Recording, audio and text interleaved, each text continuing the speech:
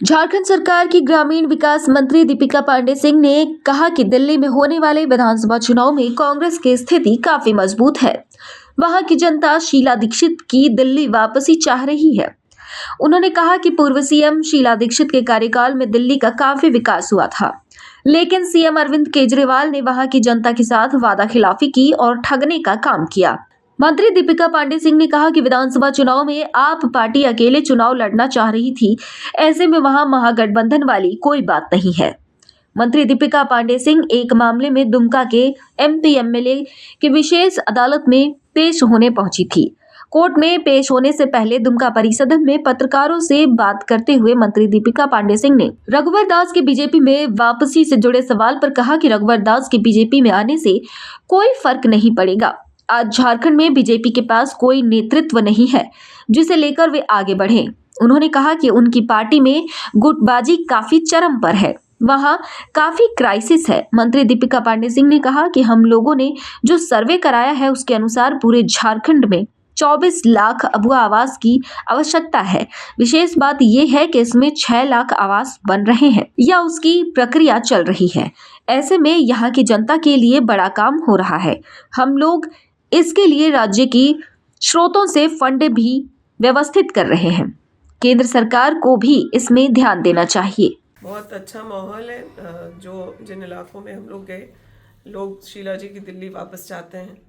आज दिल्ली में प्रदूषण की बात करें, बहुत गंदगी है और जिस तरह का वादा केजरीवाल जी के सरकार में किया गया है उस तरीके से पूर्ण नहीं किया जा रहा। दिल्ली की भी वही हालत है, पंजाब में भी उन लोगों ने अपने कामों को पूर्ण नहीं किया। दिल्ली बदलाव चाहता है और मुझे पूरा भरोसा है कि वापस कांग्रेस को चुनेंगे। तो क्या महागठबंधन ने बहुत साफ शब्दों में हमारे बड़े लीडर्स ने भी कहा है कि दिल्ली में महागठबंधन में से अलग चुनाव लड़ने की इच्छा आपकी थी और राज्यों के लिए महागठबंधन हम लोगों ने नहीं किया था।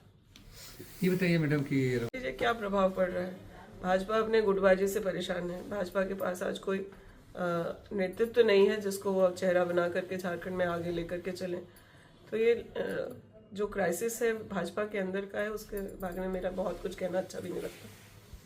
डेवलपमेंट विभाग हो, पंचायती राज हो या फिर हमारा जो रूरल वर्क्स का विभाग है, बजट, हम लोगों को बजट की आवश्यकता होती है। हमारा कोई रेवेन्यू जनरेटिंग डिपार्टमेंट नहीं है।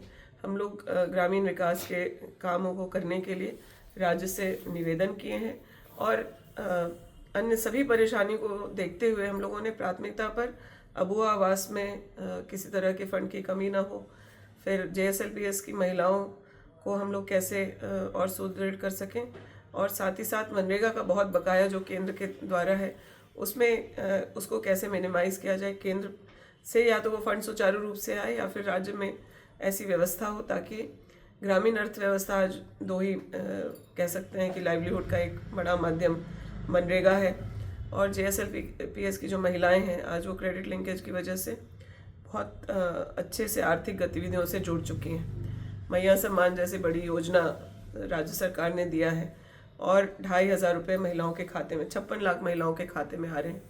तो ये पैसा भी फिर कैसे आर्थिक गतिविधियों में महिलाएं भी इस्तेमाल करें, इसके लिए हम लोगों ने JSLPS के माध्यम से यह निर्देशित किया है कि मैया सम्मान से जो महिलाएं लाभान्वित हो रही हैं उनको भी समूह में जोड़ा जाए और उनको भी आर्थिक गतिविधियों के साथ जोड़ा जाए ताकि वो अगला कदम अपने आर्थिक स्वावलंबन की तरफ बढ़ा सकें। दिल्ली में